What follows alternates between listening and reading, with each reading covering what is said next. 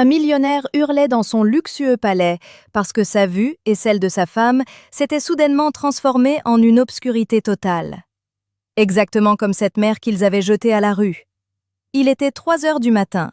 Ce luxueux palais de Zawar, situé dans le quartier le plus huppé de la ville, dont chaque brique transpirait l'arrogance et l'orgueil, résonna aujourd'hui d'un cri terrifiant. Zawar, qui était le plus grand magnat des affaires de la ville, se redressa sur son lit de soie. Sa respiration était saccadée. Il agita les mains en l'air. Ses yeux étaient grands ouverts, mais il ne pouvait même pas voir ses propres mains devant lui. Paniqué, il appela sa femme Natacha. Natacha ouvrit les yeux en sursaut, et l'instant d'après, un cri si glaçant sortit de sa gorge qu'il fit trembler les murs du palais. « Zawar, pourquoi je ne vois rien ? As-tu éteint toutes les lumières de la chambre ?» La voix de Zawar tremblait de peur. « Non, Natacha, je n'ai rien éteint. Je ne vois rien non plus. Tout est noir, complètement noir. » Ils appelèrent rapidement leur domestique. Toutes les lumières du palais furent allumées.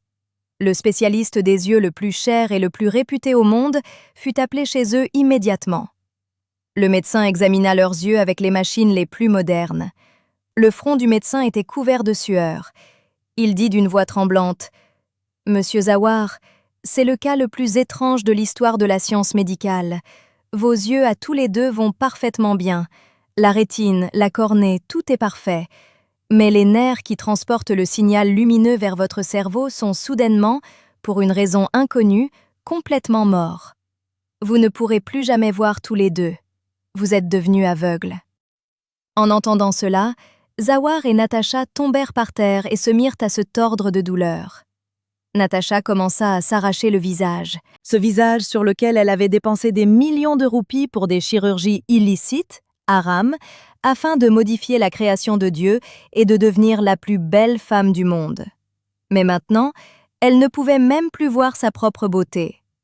Au même moment, de l'extérieur de la grande baie vitrée de leur chambre, un cri extrêmement terrifiant et strident retentit. C'était le cri d'un aigle gigantesque, un cri qui portait le feu de la vengeance. Zawar en eut la chair de poule.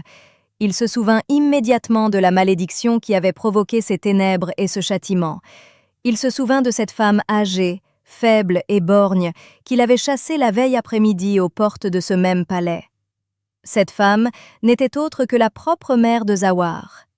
Mais qu'est-ce qu'une mère avait bien pu faire subir comme douleur à son propre fils pour que le destin prive Zawar et Natacha de leur bien le plus précieux? Le début de ce terrible châtiment avait commencé il y a 15 ans. Il y a 15 ans, Zawar était un garçon ordinaire dont les yeux brillaient d'une avidité folle pour devenir riche. Sa mère, Sakina Bibi, était une femme extrêmement pieuse et craignant Dieu. Après la mort de son mari, Sakina Bibi avait élevé Zawar en lavant la vaisselle dans les maisons des autres, en cousant des vêtements et en se privant de nourriture. Zawar était tout l'univers de Sakina Bibi, mais Zawar n'avait aucune humanité en lui. Il se moquait toujours des vieux vêtements de sa mère et de leur pauvreté. Lorsque Zawar entra dans l'âge adulte, il rencontra Natacha. Natacha était une fille extrêmement arrogante, adoratrice de l'argent et adepte du paraître. Elle souffrait d'une étrange maladie psychologique concernant son visage et son corps. Elle n'était jamais satisfaite de l'apparence naturelle que Dieu lui avait donnée.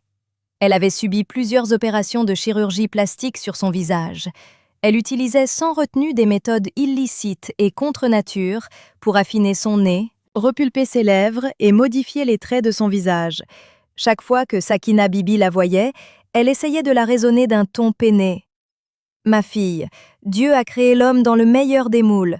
Trouver des défauts dans l'apparence qu'il nous a donnée et essayer de la changer par des moyens illicites est un très grand péché.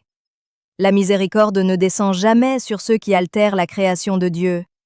Apprends à être reconnaissante pour ce que le Seigneur t'a donné. » Mais Natacha et Zawar se moquaient ensemble de Sakina Bibi.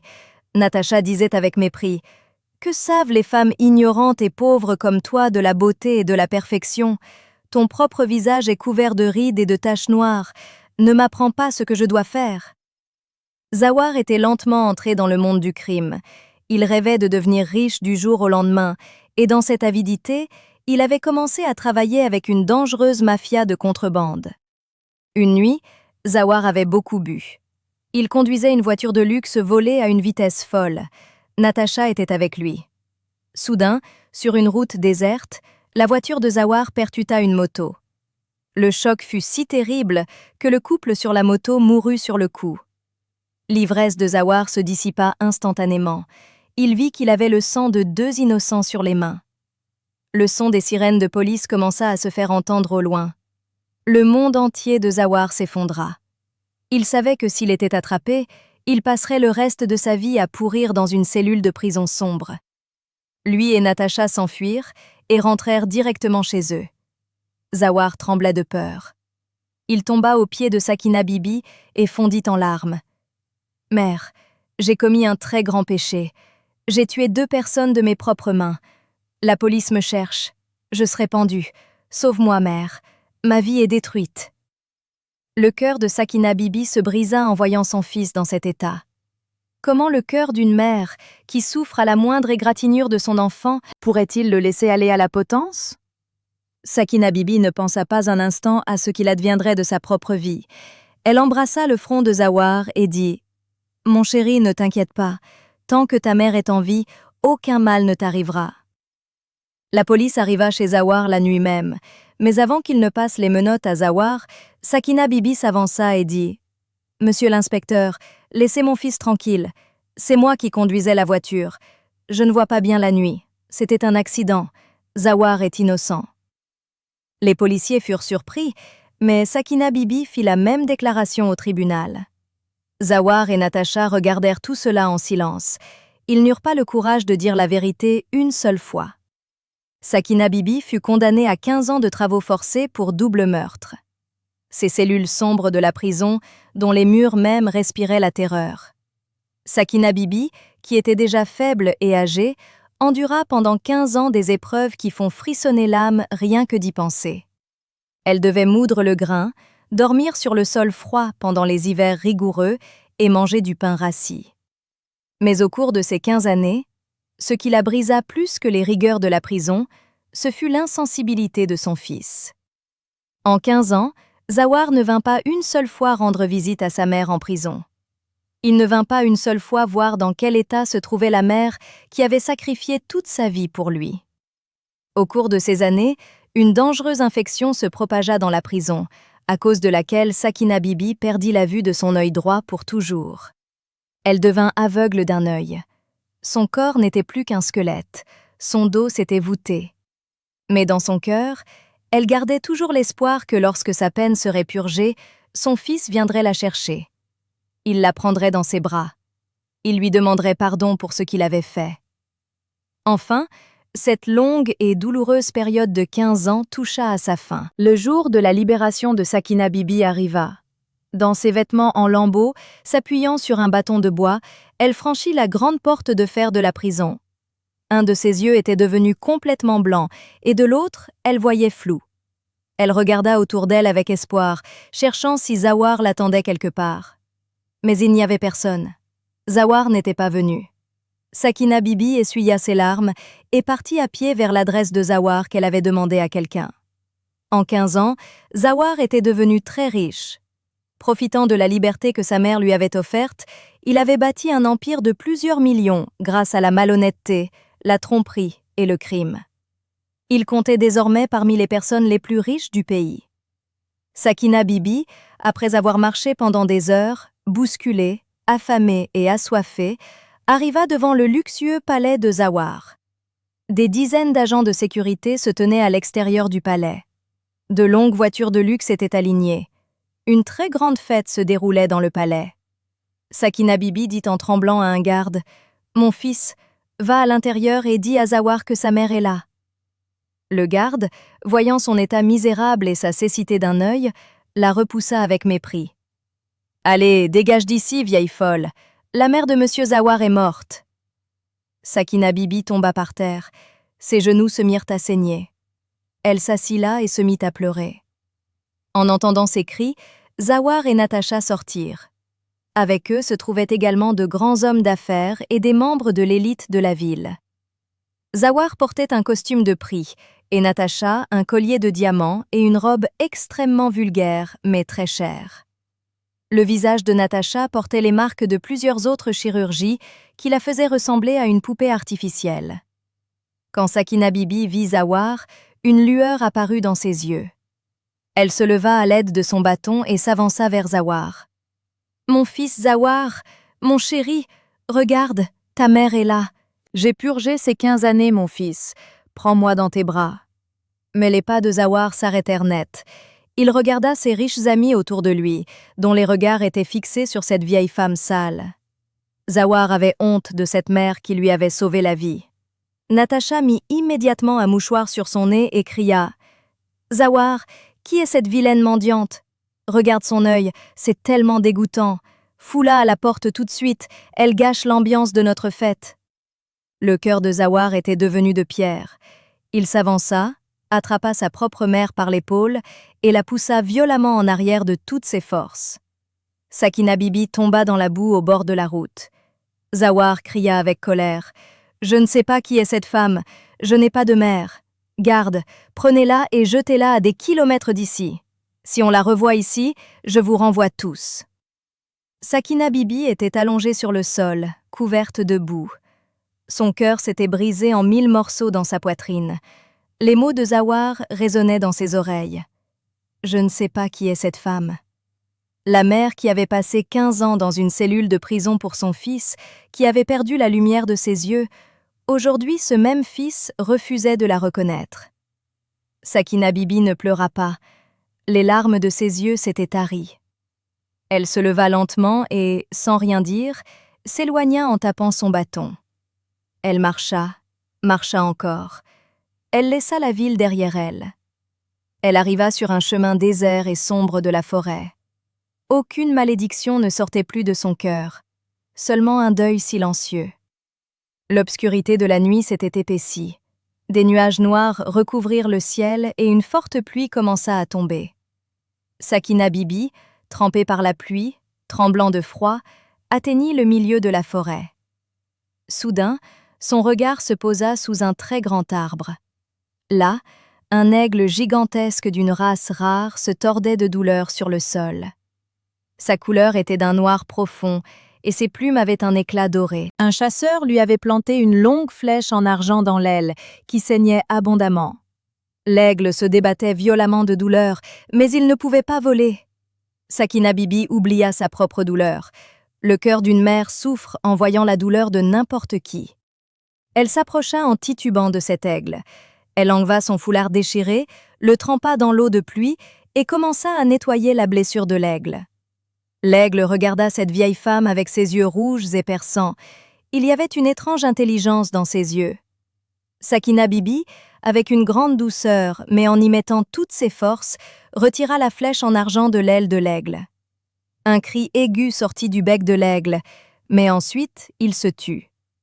Sakina Bibi déchira son foulard et le noua fermement sur sa blessure.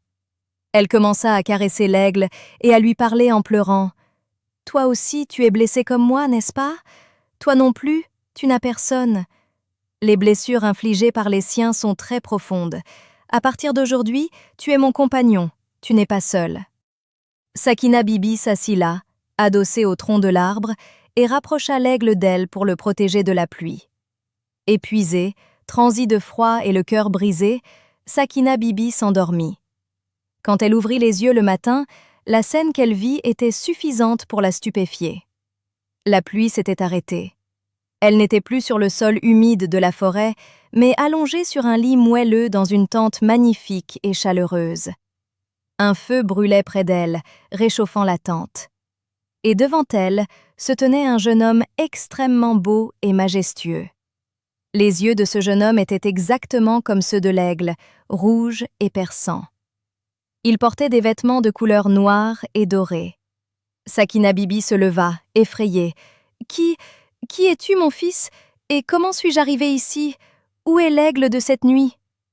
Le jeune homme s'avança et s'assit respectueusement aux pieds de Sakina Bibi. Il embrassa la main tremblante de Sakina Bibi et dit d'une voix grave et mystérieuse. « Mère, n'ayez pas peur. Je suis le même aigle dont vous avez sauvé la vie hier soir. Je ne suis pas un oiseau ordinaire, je suis un puissant djinn des montagnes du Caucase, Ko-E-Kaf. Un sorcier m'avait blessé avec une flèche en argent et m'avait fait tomber dans cette forêt. Si vous n'aviez pas retiré cette flèche et arrêté mon saignement hier soir, je serais mort.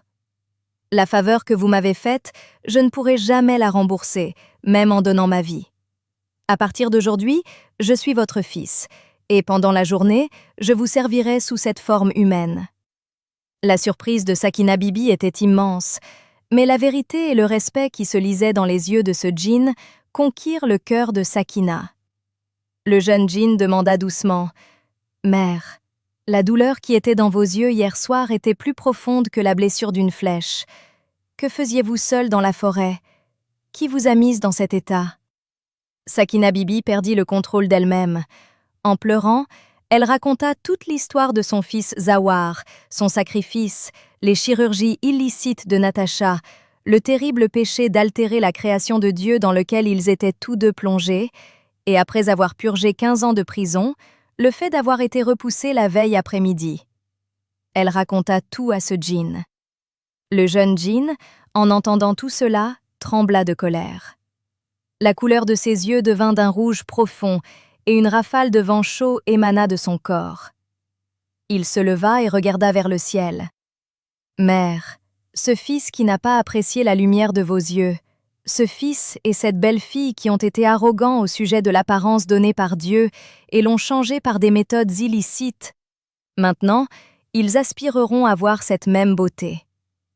Le système de la nature est très sévère.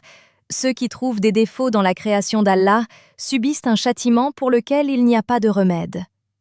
Mère, après aujourd'hui, vos larmes ne couleront plus. Maintenant, c'est leur tour de pleurer. À partir de cette nuit, commencera le châtiment qui leur donnera une vie pire que la mort. » Cette même nuit, lorsque Zawar et Natacha furent frappés par cette terrible malédiction de cécité dans leur palais et que le médecin les déclara incurables, ce djinn, sous la forme d'un aigle, poussait son cri vengeur assis devant la fenêtre. Zawar et Natacha étaient maintenant dans l'obscurité totale.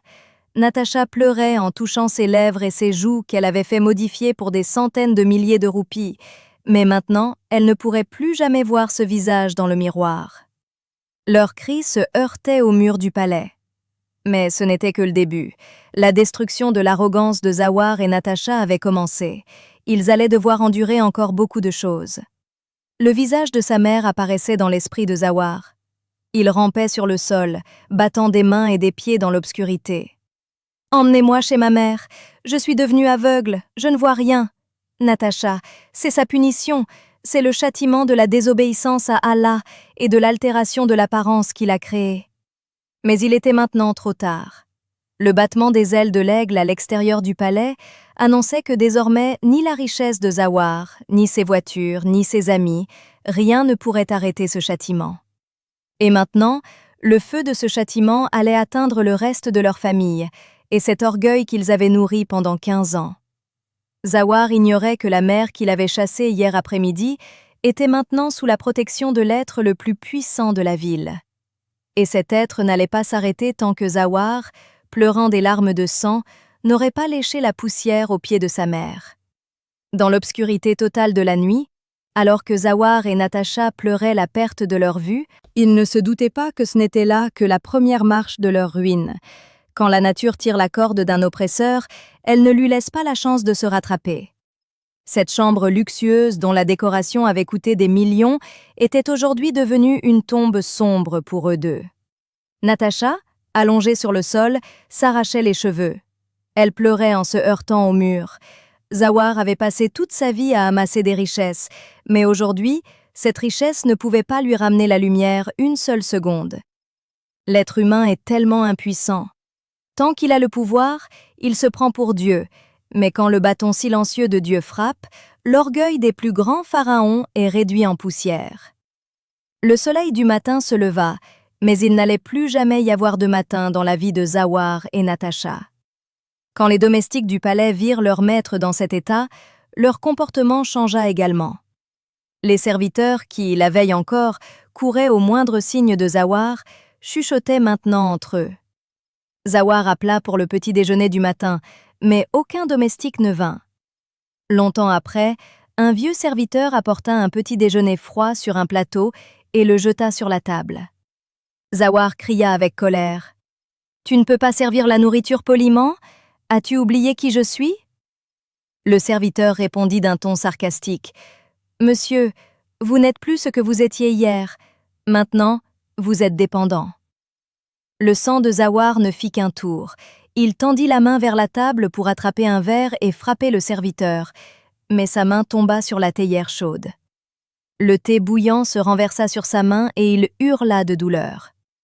Le serviteur sortit de la pièce en silence. C'est la réalité du monde.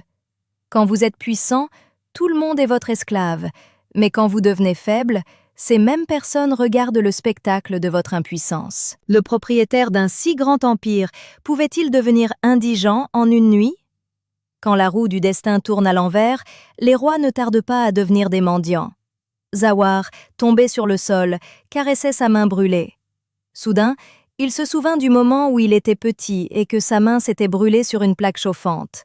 Sa mère, Sakina Bibi, avait couru pieds nus chez le guérisseur et avait appliqué de la pommade sur sa main en pleurant. À cette époque, ils étaient pauvres, mais l'amour de sa mère était la plus grande richesse du monde. Aujourd'hui, il était millionnaire, mais il n'y avait personne pour tenir sa main brûlée. Sa femme Natacha était elle-même tapie dans un coin, pleurant de peur face à sa propre laideur.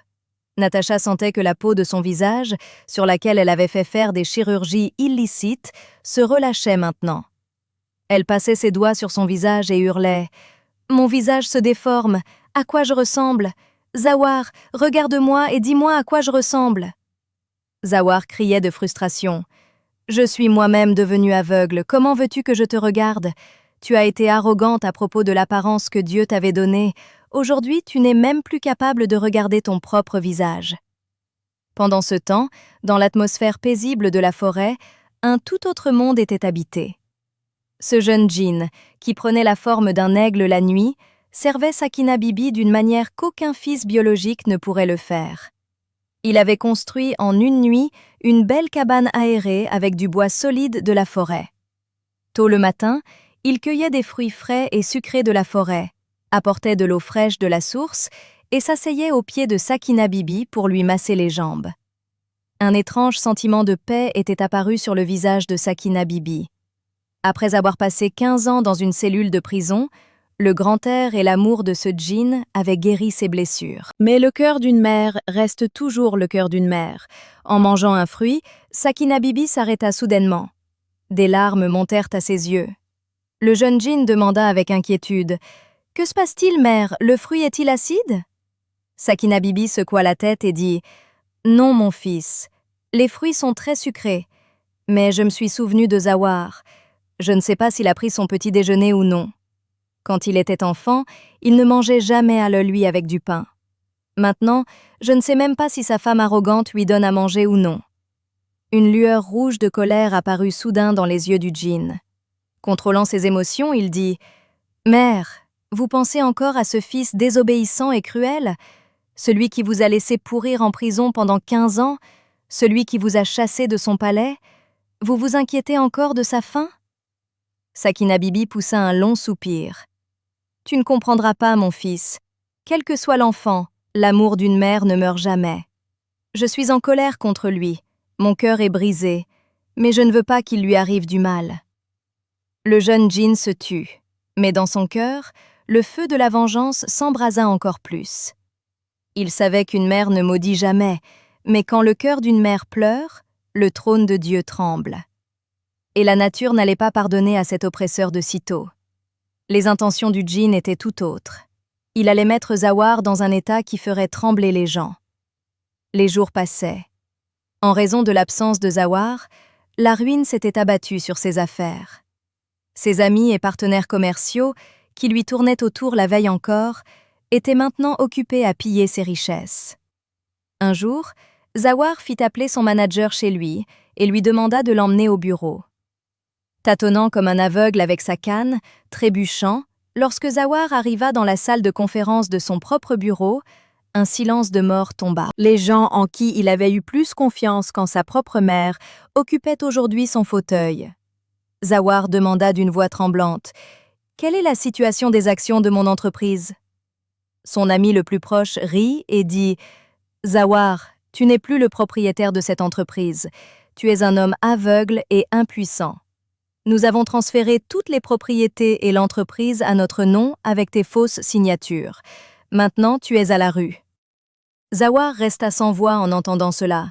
Il s'avança pour attraper le col de son ami, mais il heurta une chaise et tomba face contre terre. Tout le monde se mit à rire de lui. La cupidité et la tromperie sont dans la nature humaine. Quand l'homme construit lui-même un palais sur la base de la tromperie, un jour, ce même palais s'effondre sur lui. La richesse que Zawar avait gagnée en trompant sa mère, il la perdait aujourd'hui par la tromperie. Quand l'ivresse de la richesse se dissipe, l'homme se souvient de sa véritable valeur. C'est exactement ce qui allait arriver à Zawar. Zawar rentra chez lui en pleurant, humilié. Arrivé à la maison, une autre calamité l'attendait. Quelques amis riches de Natacha étaient venus la voir sous prétexte de s'enquérir de sa santé. Bien qu'aveugle, Natacha essayait d'étaler du maquillage coûteux sur son visage, ce qui la faisait ressembler à une sorcière. Ses amis jouaient la comédie de la compassion devant elle, mais Zawar les entendit se chuchoter entre elles. « Regarde comme son visage est devenu effrayant. Les chirurgies ont fait pendre toute sa chair. Heureusement qu'elle est devenue aveugle, sinon elle se serait suicidée en se regardant dans un miroir. » Ces voix parvinrent également aux oreilles de Natacha. Elle commença à hurler comme une folle et à jeter les objets autour d'elle. « Jetez mes amis dehors, elles se moquent de moi. Je suis belle, je suis la femme la plus magnifique du monde. » Ses amis s'enfuirent. Natacha brisa, en pleurant, tous les miroirs de sa chambre. Ce visage pour la fierté duquel elle avait repoussé une mère pauvre, ce même visage était devenu un cauchemar pour elle aujourd'hui. Mais ce châtiment allait-il s'arrêter là? La nuit tombée, des vents étrangement froids commencèrent à souffler. Des nuages tonnèrent dans le ciel. Tous les domestiques du palais s'étaient enfuis, volant leur propre salaire et tout ce qu'ils pouvaient trouver de précieux. Zawar et Natacha étaient complètement seuls dans ce grand palais. Soudain, tout le palais fut plongé dans le noir. Une obscurité totale régnait partout. Pour Zawar et Natacha, c'était de toute façon l'obscurité. Mais avec la coupure de courant, les chauffages s'étaient également éteints et le froid s'était intensifié. Au même moment, à l'extérieur de la fenêtre, le cri terrifiant de l'aigle retentit de nouveau. Ce cri était si fort et terrifiant que Natacha se couvrit les oreilles de peur. Tout le corps de Zawar se mit à trembler.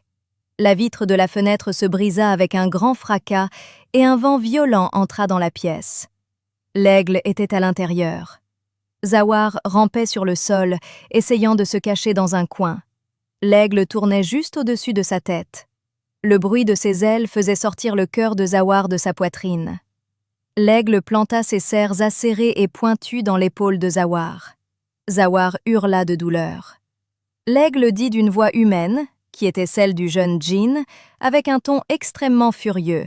« Tu as laissé ta mère pourrir pendant 15 ans dans cette cellule de prison où il n'y avait ni lumière ni air. Tu as piétiné le sacrifice de cette pauvre mère. Aujourd'hui, la nature te demande des comptes. Ta richesse t'a été enlevée, ta vue est partie, les tiens t'ont abandonné. Maintenant, tu passeras le reste de ta vie à mendier dans les rues. » Le palais, qui hier encore était le symbole de leur pouvoir, était aujourd'hui devenu leur tombeau.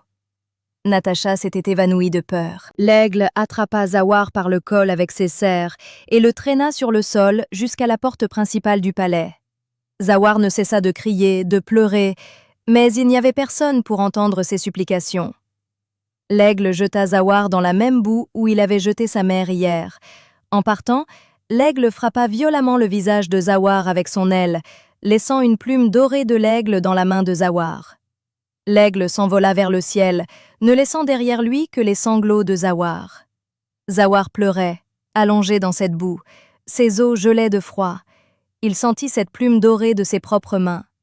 Il se souvint de l'époque où sa mère l'avait couvert de sa seule couverture chaude pour le protéger du froid et avait passé la nuit à trembler. Quand le feu de la vérité et du repentir s'allume dans le cœur, l'homme brûle de l'intérieur jusqu'à devenir cendre. Zawar comprenait maintenant pourquoi tout cela lui arrivait. Il fut convaincu que l'aigle de la forêt n'était pas un oiseau ordinaire, mais un châtiment envoyé par Allah.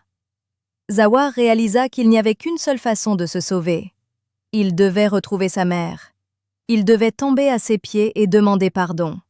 Si sa mère pardonnait, alors peut-être qu'Allah pardonnerait aussi. Couvert de boue, aveugle et affamé, il commença à ramper sur la route. Il n'avait ni chaussures, ni vêtements chauds. Il n'avançait qu'avec l'aide de sa canne. Il demandait aux gens sur le bord de la route « Pour l'amour de Dieu, montrez-moi le chemin de la forêt. Je dois aller voir ma mère. Ma mère est fâchée contre moi. » Les gens le prenaient pour un fou et le repoussaient. Celui qui était le roi de la ville hier était aujourd'hui devenu le mendiant le plus méprisable de la rue. Mais ce voyage serait-il si facile? La forêt et ce puissant djinn allaient-ils laisser Zawar atteindre sa mère si facilement? Zawar avança vers la forêt en rampant sur le sol, en trébuchant. Il devait retrouver sa mère. Imaginez que sur la route où vos voitures de plusieurs millions soulevaient la poussière, aujourd'hui vous rampiez sur les genoux, aveugles, et que les chiens des rues aboient après vous. À quel point la vengeance de la nature est terrifiante? C'est exactement ce qui arrivait à Zawar. Ce grand nabab de la ville, qui renvoyait ses domestiques si un peu de poussière salissait ses chaussures, était aujourd'hui couvert de la tête aux pieds de boue, de crasse et de son propre sang. Devant ses yeux, il y avait cette obscurité profonde et éternelle, plus noire que le gouffre de la mort. C'était cette même obscurité qu'il avait mise dans la vie de sa propre mère. Zawar rampait sur le bord de la route. Ses genoux étaient écorchés et sa main brûlée saignait continuellement. De faim et de soif, sa gorge était sèche comme des épines. Il fut un temps où Zawar buvait de l'eau en bouteille étrangère, mais aujourd'hui il suppliait dans les rues pour une gorgée d'eau. Quand le bâton d'Allah frappe, il rappelle à l'homme sa véritable condition. Combien l'homme est ignorant de s'enorgueillir d'une richesse sans valeur et d'une beauté éphémère.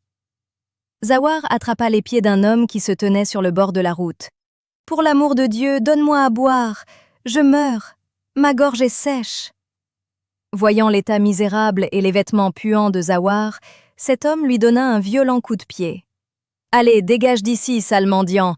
Tu as sali mes vêtements de bon matin. » Zawar tomba face contre terre et son front heurta une pierre de la route. Un filet de sang coula de son front jusqu'à ses yeux aveugles. Ce coup de pied repoussa Zawar 15 ans en arrière. Il se souvint comment il avait repoussé d'un coup de pied sa vieille mère à la porte de son luxueux palais de la même manière. Aujourd'hui, ce coup de pied était revenu frapper le front de Zawar. Combien la justice de la nature est vraie et sévère. Nous récoltons ce que nous semons. Zawar pleurait, allongé sur le sol. Il comprenait maintenant ce qu'était la douleur de la pauvreté, de l'impuissance et de la dépendance. D'un autre côté, dans ce luxueux palais qui ressemblait maintenant à une ruine, l'état de Natacha était encore plus terrifiant que celui de Zawar. Cette femme qui avait trouvé des défauts dans la création parfaite de Dieu, qui avait effacé sa beauté naturelle pour se transformer en une poupée artificielle grâce à des chirurgies illicites et du plastique, était aujourd'hui terrifiée par sa propre existence. Il régnait une obscurité totale dans le palais. Natacha était devenue aveugle et, affamée et assoiffée depuis plusieurs jours, rampait sur le sol de ce sombre palais. La peau de son visage, qui avait été étirée par des produits chimiques et des chirurgies illicites, commençait maintenant à pourrir. Une odeur étrange et nauséabonde émanait de son visage, qui la faisait vomir elle-même. La fin de l'orgueil est toujours l'humiliation. Quand l'homme défie le modèle créé par Allah, il est déshonoré à la fois dans ce monde et dans l'au-delà. Natacha sortit du palais en pleurant. Elle tâtonnait dans la rue comme une aveugle. Des garçons des rues la virent et commencèrent à se moquer d'elle. « Hé, regardez, d'où sort cette sorcière? Regardez son visage, comme il est effrayant. » Les garçons commencèrent à lui jeter des pierres. Natacha, qui était hier la femme la plus chère de la ville, vivait aujourd'hui une vie pire que celle des chiens des rues. Elle hurlait, elle pleurait, mais personne n'eut pitié d'elle. Les portes de l'enfer s'ouvrent dans ce monde, même pour ceux qui font preuve d'arrogance. Mais le voyage de Zawar serait-il si facile? Zawar devait encore atteindre les pieds de sa mère, Mais la nature n'allait pas lui pardonner si facilement. Zawar, rampant, trébuchant, écoutant les insultes des gens, finit par traverser les limites de la ville pour atteindre la lisière de la forêt. En entendant le nom de la forêt, la terreur s'empara du cœur de Zawar. C'était cette même forêt où il avait repoussé sa mère pour qu'elle meure seule. Zawar entra dans la forêt en battant des mains et des pieds dans l'obscurité. Le sol de la forêt était rugueux, entouré de buissons épineux et de pierres pointues. Dès que Zawar posa le pied dans la forêt, l'atmosphère de la forêt changea. Les feuilles des arbres commencèrent à s'agiter violemment et une voix extrêmement terrifiante et stridente résonna dans toute la forêt. C'était la voix de cet aigle mystérieux, de ce puissant djinn qui était maintenant devenu le protecteur de la mère de Zawar. « Te voilà, homme cruel !»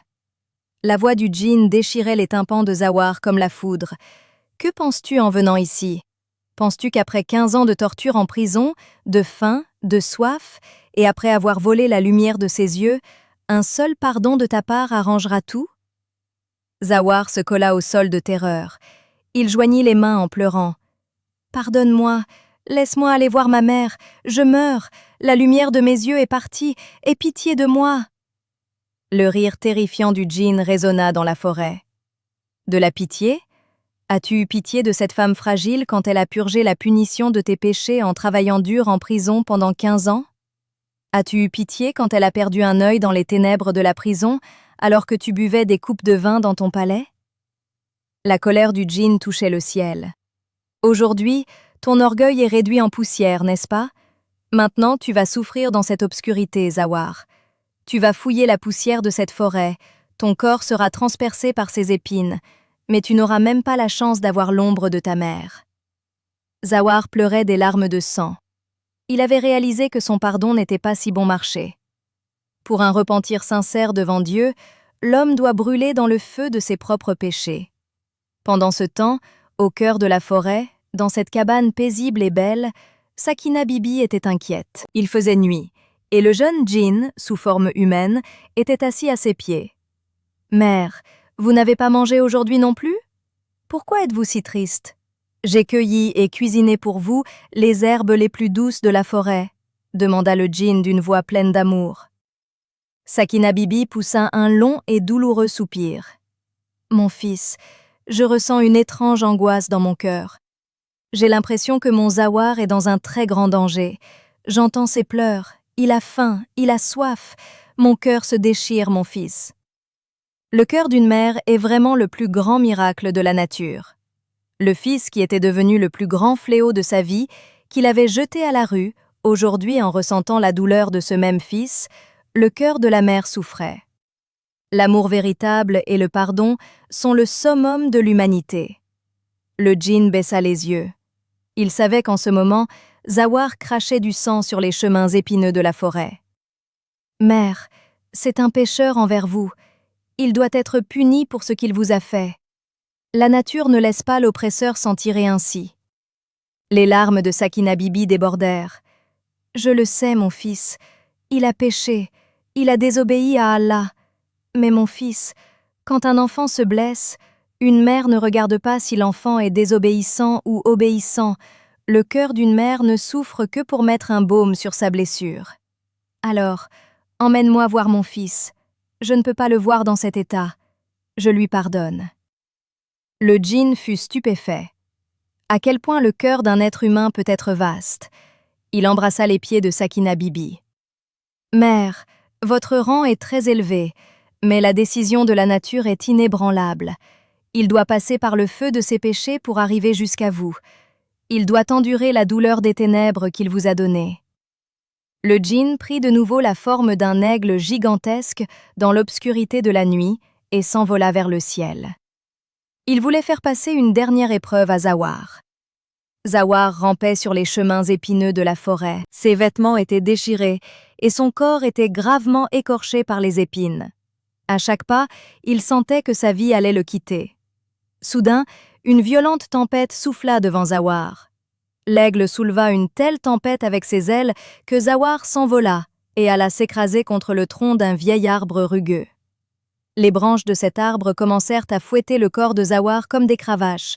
Zawar hurla de douleur. « Tuez-moi, mais laissez-moi voir ma mère une fois.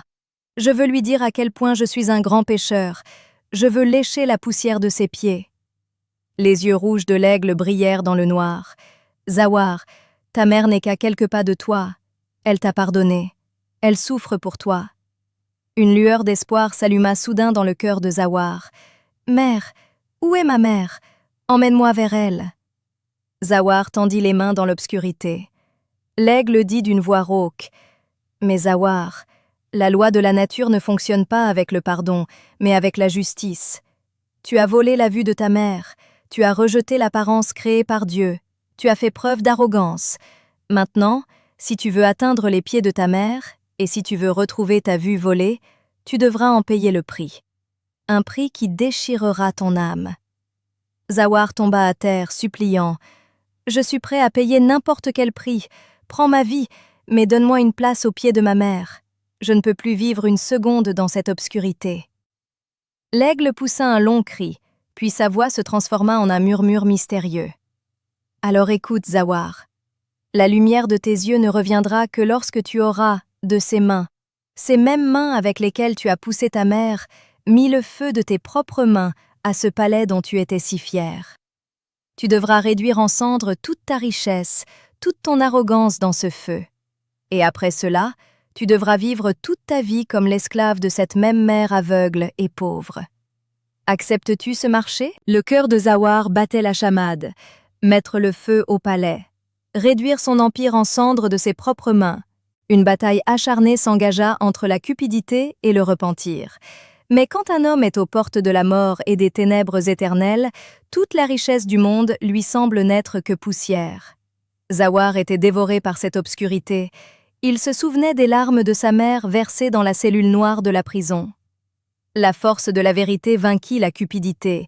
Zawar dit en pleurant, la voix étouffée. « J'accepte. Je mettrai le feu à mon palais, à ma richesse, à mon orgueil. Donne-moi juste le chemin pour atteindre les pieds de ma mère. Rends-moi ma mère. » L'aigle battit des ailes. « C'est bien. Demain matin, tu entreras dans cette forêt avec les cendres de ton propre palais. Si tu tiens ta promesse, tu retrouveras ta mère, et ta lumière reviendra.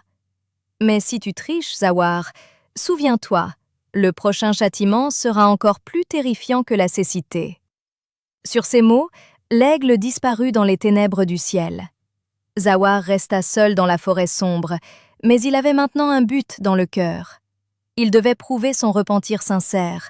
Il devait allumer lui-même le bûcher de son orgueil. Mais avec sa cécité et cette faiblesse, comment Zawar allait-il retourner en ville? Et quand il laisserait Natacha à son sort pour mettre le feu au palais, que se passerait-il? L'épreuve de Zawar n'était pas encore terminée. Le vrai test allait maintenant commencer. Quand un homme au seuil de la mort choisit le chemin de la vérité, il doit traverser des fleuves de feu à chaque pas. Zawar pourrait-il atteindre son palais dans cette obscurité, ou les obstacles du chemin lui coûteraient-ils la vie? Seul l'avenir nous le dira. Un aveugle, blessé et affamé, dont les pieds étaient couverts d'ampoules, rampant dans les rues pour mettre le feu au palais de plusieurs millions qu'il avait lui-même construit. Avez-vous déjà pensé à ce que l'on ressent quand on transforme son propre faux paradis en enfer de ses propres mains? Pour Zawar, cette nuit n'était pas moins que la fin du monde. Lors de cette nuit terrifiante et noire dans la forêt, quand le mystérieux aigle imposa cette dure condition à Zawar, l'âme même de Zawar trembla. Mettre le feu à son propre palais, aux économies de toute une vie, de ses propres mains, n'était pas une tâche facile. Mais quand l'homme tombe dans le gouffre de la mort et des ténèbres, même s'accrocher à un brin de paille semble être l'annonce de la vie. Zawar n'avait plus rien à perdre, à part cette obscurité qui avait envahi ses yeux et son cœur. Combien la réalité du monde est creuse. La richesse pour laquelle l'homme vend sa conscience pousse une figure maternelle comme la sienne dans la rue. Cette même richesse ne sert pas un iota en temps de malheur. Zawar, tâtonnant avec sa canne dans l'obscurité, rampait sur les chemins épineux de la forêt pour retourner en ville. Ses pas chancelaient, ses pieds saignaient, mais dans son cœur ne brûlait plus l'arrogance, mais le feu d'un repentir sincère. Il se souvenait comment, il y a 15 ans, il s'était sauvé en livrant sa mère à la police, et comment sa mère avait pris les péchés de son fils sur elle en souriant. Une mère peut sauter dans le feu de l'enfer pour son enfant, et Zawar avait rejeté cette même mère à la porte de son luxueux palais. Aujourd'hui, ce palais, ses tapis de soie, ses lustres coûteux lui semblaient tous n'être qu'un mirage. Combien l'homme est stupide d'aimer des choses faites de terre et de rejeter des liens faits de terre. Le voyage était long et douloureux. Le soleil du matin s'était levé, mais pour Zawar, le monde était toujours noir. Il avançait en trébuchant sur le bord de la route. Les voitures passaient à toute vitesse près de lui. Certains l'éclaboussaient de boue, d'autres klaxonnaient et l'insultaient. Zawar supportait tout en silence. C'était ce même Zawar dont la voiture était précédée et suivie par des dizaines de gardes, pour qui on arrêtait la circulation sur son chemin. Quand le moulin de la justice divine tourne, il broie l'homme de telle sorte que son nom et ses traces sont effacés.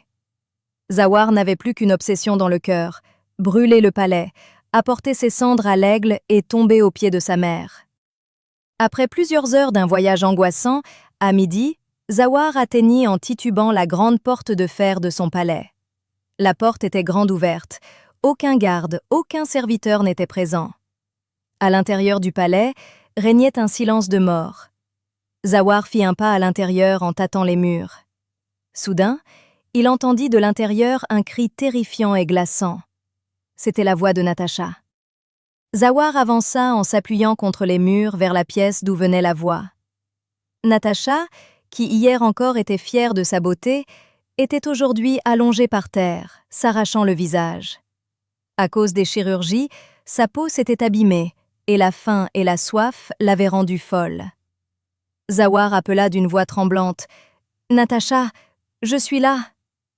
Quand Natacha entendit la voix de Zawar, elle se jeta sur lui comme une aveugle.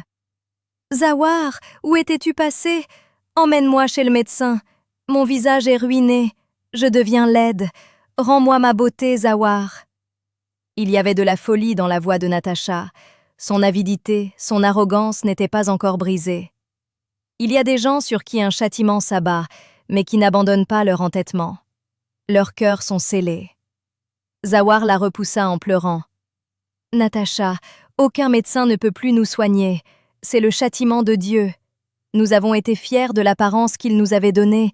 Nous avons altéré sa création. Nous avons jeté une mère à la rue. C'est la punition de ce péché. Maintenant, il n'y a qu'une seule façon d'y échapper. » Natacha demanda en hurlant de surprise et de colère. « Quel moyen? Quelle bêtise racontes-tu » Zawar prit une profonde inspiration et ces mots résonnèrent dans le silence du palais. « Nous devons mettre le feu à ce palais, Natacha. Nous devons brûler toute notre richesse, tout notre orgueil dans ce feu. Ce n'est qu'alors que nous serons pardonnés. Ce n'est qu'alors que la lumière de nos yeux reviendra. » Le djinn de la forêt a posé cette condition. En entendant cela, Natacha se mit à rire comme une folle. « Tu es devenu fou, Zawar. Mettre le feu à ce palais? Brûler cette propriété de plusieurs millions? Jamais. Ce palais est mon identité. Mes vêtements, mes diamants, mes bijoux, tout est là. Je ne les laisserai jamais brûler. Je resterai aveugle, mais je ne laisserai pas ma richesse être détruite. » Natacha s'agrippa au tapis sur le sol. C'est cette avidité qui mène l'homme au bord ultime de la destruction. L'homme pense que ses biens et richesses sont son identité, bien qu'un linceul n'ait pas de poche et que ses diamants et bijoux ne servent à rien dans la tombe. Zawar essaya de lui faire entendre raison. « Natacha, tout cela n'est que de la terre, ça ne sert à rien. Tant que nous ne brûlerons pas cette arrogance, nous ne pourrons pas sortir de ces ténèbres. Ma mère est dans la forêt, elle m'a pardonné. Si j'apporte ces cendres là-bas, alors peut-être que la nature aura pitié de nous. » Mais la soif de richesse dans le cœur de Natacha était si profonde qu'elle repoussa Zawar. « Dégage d'ici. Si tu veux devenir un mendiant, deviens-le. Moi, j'étais la reine de ce palais, et je le resterai. Je ne te laisserai pas y toucher. » Une très grande leçon est cachée ici. Quand Allah veut guider quelqu'un, il adoucit son cœur, comme il avait mis le repentir dans le cœur de Zawar. Mais quand l'homme s'obstine dans son entêtement, personne ne peut le sauver de la destruction. Zawar savait que l'arrogance de Natacha l'amènerait à sa perte. Il manquait de temps. S'il n'apportait pas les cendres du palais à l'aigle avant ce soir, Hilar n'aurait peut-être jamais la chance de revoir sa mère. Zawar rampa vers la cuisine du palais. Il se souvenait où le pétrole et les allumettes y étaient gardés. À cause de sa cécité, il heurta les murs plusieurs fois, des ustensiles tombèrent sur lui, mais il finit par trouver le bidon et les allumettes. Il revint en titubant dans le salon du palais, où se trouvaient des rideaux de soie coûteux, des meubles valant des millions et des tapis rares. Zawar ouvrit le bouchon du bidon de ses propres mains et se mit à asperger aveuglément de pétrole tout autour du palais. L'odeur du pétrole se répandit dans tout le palais. Pouvez-vous imaginer ce que ressentait le cœur de Zawar à ce moment-là? Un homme qui avait construit chaque brique en usurpant les droits des autres, en trompant sa mère, allait aujourd'hui mettre le feu à son propre paradis de ses propres mains. Ce n'étaient pas les funérailles de ses biens, mais de son orgueil. Quand Natacha sentit l'odeur du pétrole, elle commença à crier fort. « Non, Zawar, arrête, tu ne peux pas faire ça, c'est ma richesse !» Mais la décision de Zawar était inébranlable. D'une main tremblante, il sortit une allumette. Des larmes coulaient de ses yeux.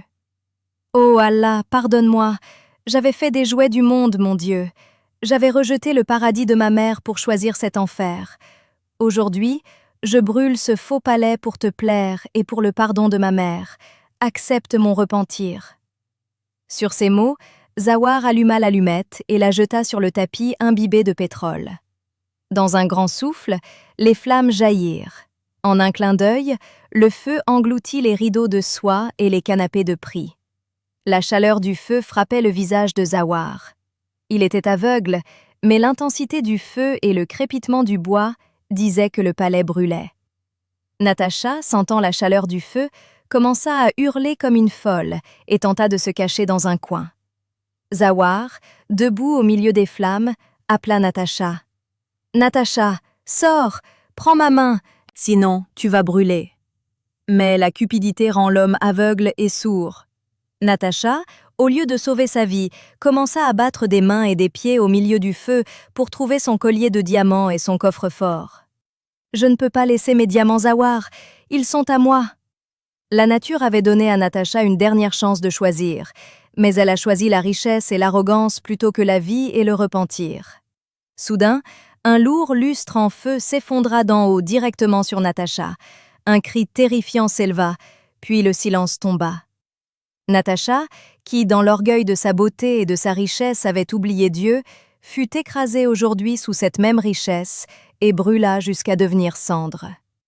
C'est la plus grande vérité de ce monde. La chose qui vous éloigne d'Allah et des droits de ses serviteurs n'est pas une bénédiction, mais un fléau. Zawar sortit en pleurant par la grande porte du palais. Le palais était maintenant complètement encerclé par les flammes. La fumée qui s'élevait vers le ciel pouvait être vue de toute la ville. Zawar était tombé dans la rue à l'extérieur. Le bruit des vitres brisées du palais, le bruit des toits qui s'effondraient parvenait à ses oreilles. Ce palais qu'il avait construit par la tromperie et la ruse se transformait sous ses yeux, bien qu'il ne pût voir, en un tas de cendres. Mais la chose étrange était que, à mesure que le palais brûlait, le cœur de Zawar s'allégeait. L'ivresse de la richesse s'était dissipée. Quand l'homme brise son arrogance, son cœur se remplit de la lumière d'Allah. Plusieurs heures passèrent. Les camions de pompiers arrivèrent aussi, mais d'ici là, tout avait brûlé jusqu'au charbon. Zawar resta couché là, dans la boue, attendant que la chaleur du feu diminue. Le soir approchait. Zawar, sur ses mains brûlées et tremblantes et ses genoux écorchés, rampa pour rentrer dans les ruines de ce palais. Il ne restait plus rien là-bas, seulement de la fumée et des cendres chaudes. Zawar posa ses mains sur les cendres chaudes et ses mains brûlèrent encore plus. Mais il ne ressentait pas la douleur. Il étala le tissu de sa chemise déchirée et commença à le remplir des cendres de ce palais à plusieurs millions. C'étaient les cendres de son arrogance, de sa richesse, de sa beauté et de ses péchés. Il prit une poignée de cendres et se la frotta sur son visage aveugle. L'homme est fait de terre et il doit retourner à la terre. C'est à tort que nous nous enorgueillissons dans ce monde. Le baluchon de cendres serré contre sa poitrine, Zawar repartit une fois de plus vers cette forêt où sa mère et ce puissant djinn l'attendaient. Maintenant, Zawar n'était plus ce millionnaire arrogant, mais un serviteur pécheur, humble et brisé, qui allait demander pardon pour ses péchés. Ses pas étaient maintenant plus rapides. L'obscurité de la nuit tombait, mais Zawar n'avait besoin d'aucune lumière. Son repentir sincère était maintenant son guide. D'un autre côté dans la forêt, Sakina Bibi était assise sur le sol de terre à l'extérieur de la cabane, pleurant continuellement. Son œil, qui avait échappé aux tortures de la prison, versait maintenant continuellement des larmes de chagrin pour son fils. Le jeune djinn, l'aigle, se tenait près d'elle et regardait tout cela. Il avait envoyé Zawar brûler dans le feu, et il n'était pas sûr que Zawar pourrait vraiment faire un si grand sacrifice. L'être humain est cupide par nature. Le djinn pensait que Zawar ne mettrait jamais le feu à son palais, et qu'ainsi il errerait pour toujours dans les ténèbres. Mais le djinn ne connaissait pas cette facette de l'être humain qui émerge après le repentir. Quand l'homme brûle d'un cœur sincère dans le feu des remords, il devient supérieur même aux anges. Soudain, dans le silence de la forêt, le bruit de pas chancelants résonna. En entendant le bruit des feuilles sèches écrasées, Sakina Bibi leva la tête. Dans la forêt sombre, parmi les ombres des arbres, un homme misérable, sans vêtements, meurtri par les blessures, rampait sur le sol vers eux. Un baluchon était collé à sa poitrine. Ce n'était autre que Zawar. Zawar sentit la terre de la forêt de ses mains. Il réalisa qu'il était arrivé au bon endroit. Une voix extrêmement douloureuse et étouffée sortit de sa gorge. « Mère, ma mère, je suis là. Pardonne-moi, mère. » Sakina Bibi tressaillit en entendant cette voix. Elle lâcha sa canne et courut pieds nus vers Zawar. Le djinn se tenait là, pétrifié de surprise. Zawar, qui poussait autrefois sa mère, était aujourd'hui tombé face contre terre à ses pieds. Il tendit le baluchon de cendres et, s'adressant à l'aigle en pleurant, il dit « J'ai brûlé tout mon orgueil, ma richesse, ce palais dont j'étais si fière. J'ai tout réduit en cendres. Natacha a été victime de sa propre cupidité. Regardez les cendres de ce palais. Maintenant, rendez-moi ma mère. Laissez-moi lécher la poussière aux pieds de ma mère. Je suis un très grand pécheur. J'ai désobéi à Allah. J'ai été fière de la beauté éphémère du monde. Pardonnez-moi. » Sakina Bibi serra contre sa poitrine son fils blessé et couvert de boue. Elle embrassait son front, ses yeux aveugles. « Mon enfant, mon chéri, ta mère t'a pardonné depuis longtemps. Pourquoi as-tu enduré une si grande punition, mon enfant ?» Zawar, serré contre la poitrine de sa mère, fondit en larmes. Ce toucher maternel qu'il avait ressenti dans son enfance, il le ressentait aujourd'hui dans ses cendres et cette boue. Dans les yeux du djinn, qui était toujours rouge de colère, des larmes apparurent aujourd'hui. Il avait vu de nombreux oppresseurs dans le monde, mais un repentir aussi sincère et une fin aussi édifiante, il le voyait pour la première fois. Le djinn s'avança, prit sa forme d'aigle et une lumière dorée émana de ses yeux. « Zawar, la nature accepte ton repentir. Tu as réduit ton orgueil en poussière. Allah aime ceux qui se repentent, et l'homme à qui sa mère pardonne, le Seigneur de l'univers lui fait aussi miséricorde. » L'aigle passa ses grandes ailes sur les yeux aveugles de Zawar, puis, avec un vent violent, il s'envola vers le ciel, comme si son but était atteint. Zawar ouvrit lentement les yeux. C'était l'obscurité de la nuit, mais il pouvait voir la lumière du feu qui brûlait dans la cabane. Sa vue était revenue. Il regarda devant lui. Sa vieille mère borgne, dont le visage était couvert de rides, lui semblait être la femme la plus belle du monde. Zawar posa immédiatement son front sur le sol et remercia Allah. Cette histoire nous livre un message très grand et inébranlable. L'apparence physique que Dieu nous a donnée est sa meilleure œuvre. Trouver des défauts en elle et la changer par arrogance invite la colère d'Allah. L'ivresse de la richesse rend l'homme aveugle, mais quand cette ivresse se dissipe, l'homme devient la poussière de la rue. Et la plus grande vérité du monde est que vous ne pouvez pas maintenir prospère n'importe quel palais dans le monde en rejetant le paradis qui se trouve sous les pieds d'une mère. Ce n'est pas la malédiction d'une mère, mais sa douleur silencieuse qui fait trembler le trône de Dieu. Zawar avait tout perdu pour retrouver sa mère, et c'était sa plus grande victoire. Imaginez comment le monde apparaît lorsqu'un homme revient de la vallée de la mort, de ce terrifiant gouffre de ténèbres. Pour Zawar, ce matin était le premier matin d'une nouvelle vie. Après cette terrible tempête nocturne, le feu, les cendres et un repentir sincère, lorsque le premier rayon de soleil tomba sur cette petite cabane de la forêt, les yeux de Zawar ressentaient pleinement la lumière. Cette lumière qui, jusqu'à hier, lui avait été retirée pour toujours. Zawar ouvrit lentement les yeux. Devant lui se trouvait un toit en bois brut, et tout près, sur le sol de terre, sa vieille mère, Sakina Bibi, était prosternée sur son tapis de prière, pleurant devant Dieu. C'était la mère dont un œil avait été perdu dans les ténèbres de la prison à cause de ses péchés, dont le visage était couvert de rides. Mais aujourd'hui, Zawar trouvait ce visage comme le plus beau et le plus lumineux du monde. À quel point l'homme est aveugle lorsqu'il considère la beauté artificielle, faite de terre et de produits chimiques comme la beauté, et ne peut pas voir l'éclat de ce véritable amour maternel qui est directement lié à la lumière d'Allah. Zawar se leva lentement. Son corps était brisé par la chaleur du feu, la piqûre des épines et les obstacles de la route, mais son âme était devenue si légère, comme celle d'un nouveau-né. Il rampa vers sa mère et posa sa tête sur ses pieds. Sakina Bibi releva la tête de sa prosternation et prit le visage mouillé de larmes de son fils dans ses mains tremblantes.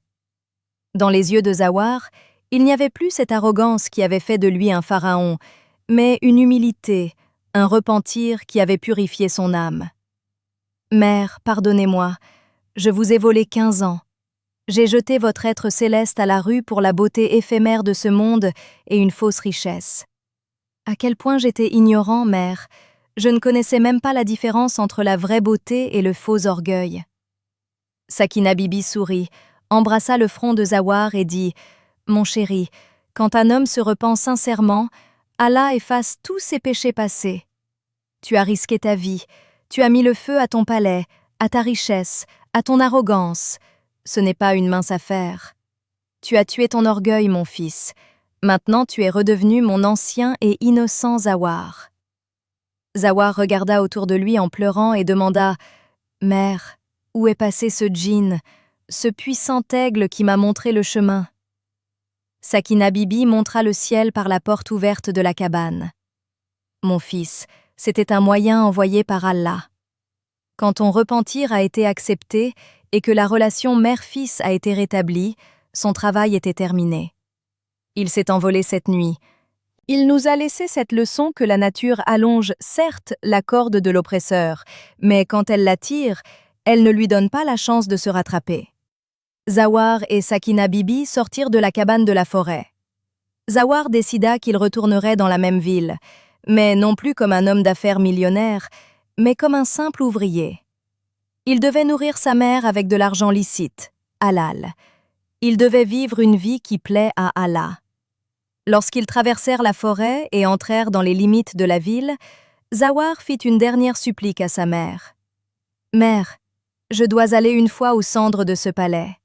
Je dois voir dans quel état se trouve mon arrogance. » Lorsque Zawar, tenant la main de sa mère, dans des vêtements en lambeaux, atteignit l'endroit où se dressait hier le palais le plus luxueux de la ville, la vue de cette scène fit trembler son âme. Il ne restait plus rien là-bas. Ces murs construits pour des millions de roupies, ces tapis de soie, ces lustres de prix, tout était devenu un tas de cendres noires. Les pompiers et la police étaient présents. Zawar se tint silencieusement près de ce tas de cendres.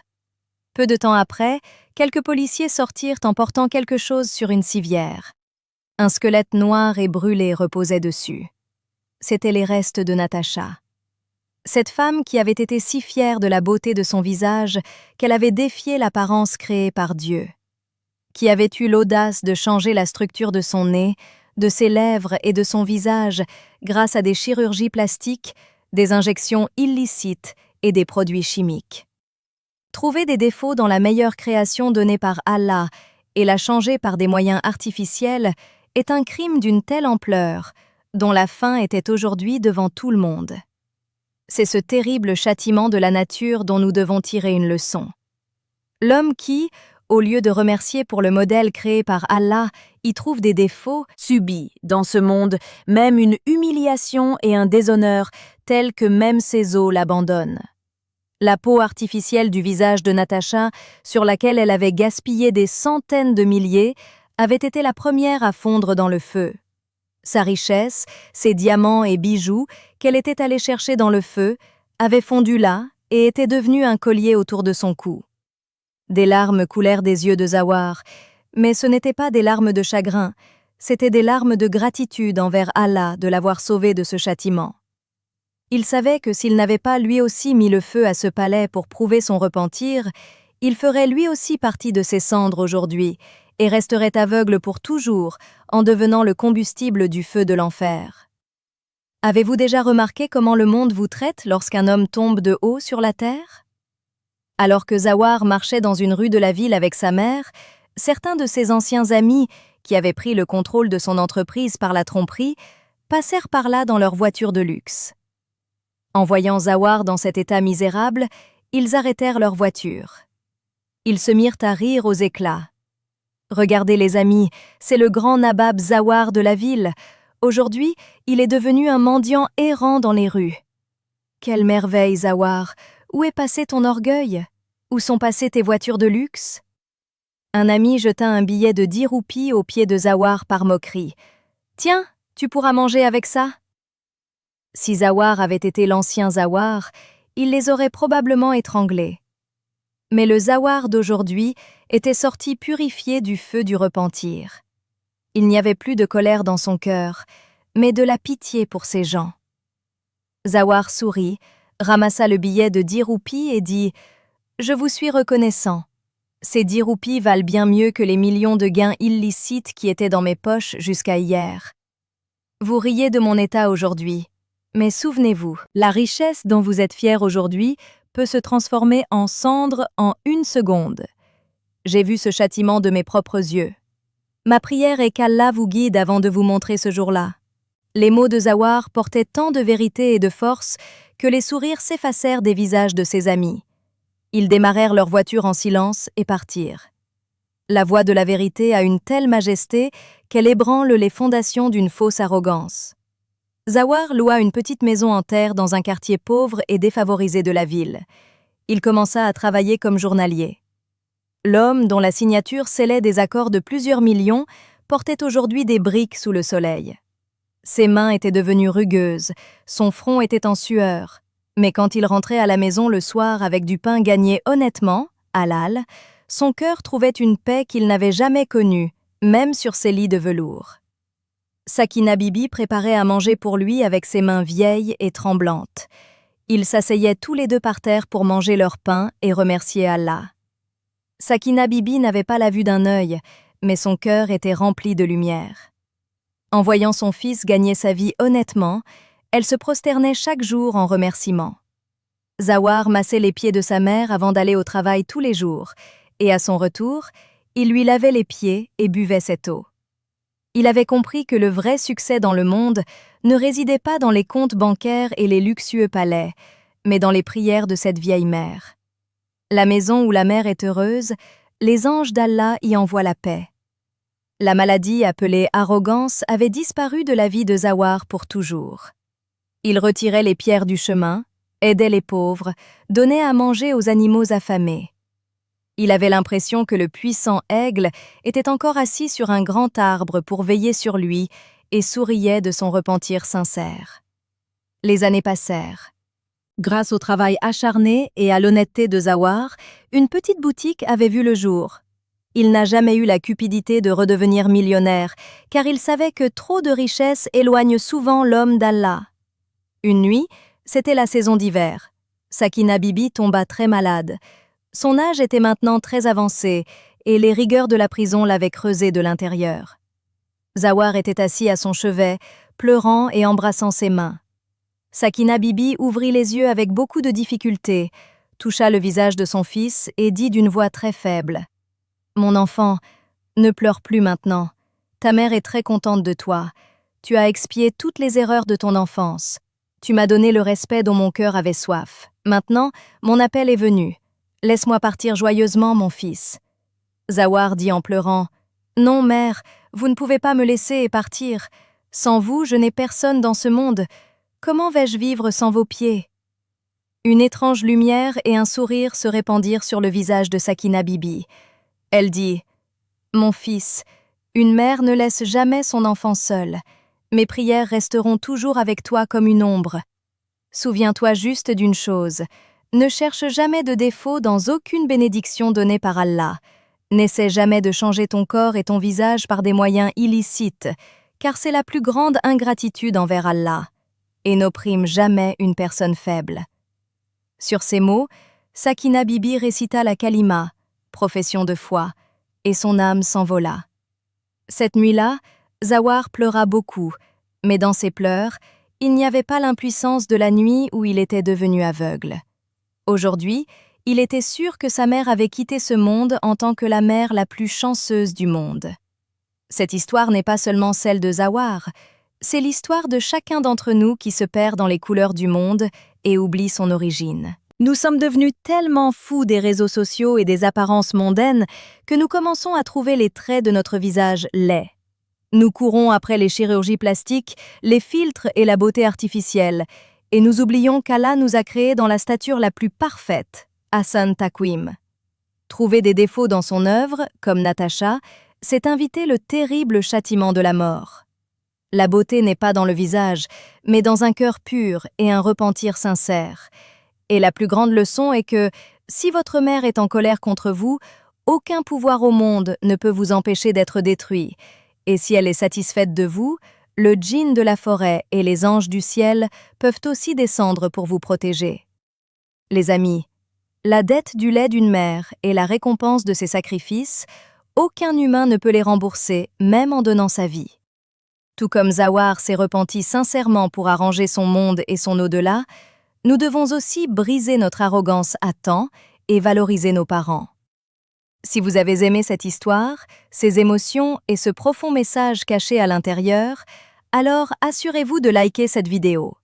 Votre like, votre petite action, est un très grand encouragement pour nous, car lorsque vous likez, ce message parvient également aux personnes qui ont peut-être vraiment besoin d'entendre cette vérité en ce moment. Dites-nous dans la section des commentaires quelle partie de cette histoire vous a le plus touché le cœur. Et oui, dites-nous aussi de quel pays, quelle ville et quel village vous regardez cette vidéo. Nous sommes très heureux de savoir que notre voix traverse les frontières, vers des personnes au cœur pur comme vous, assises dans différentes régions et différents pays. Nos histoires s'adressent aux personnes de toutes les religions, de toutes les couleurs et de toutes les races. Que vous soyez hindou, musulman, sikh ou chrétien, la douleur de l'humanité et l'amour maternel sont les mêmes partout. C'est ce lien qui nous unit tous. Nous sommes profondément reconnaissants pour votre amour incommensurable, votre temps précieux, vos prières et votre soutien continu. Qu'Allah vous garde, vous et vos parents, toujours sous sa protection. On se retrouve avec une autre histoire pleine de leçons et touchante. D'ici là, prenez grand soin de vous, de vos parents et de toutes les personnes autour de vous. Au revoir, Khuda Hafiz.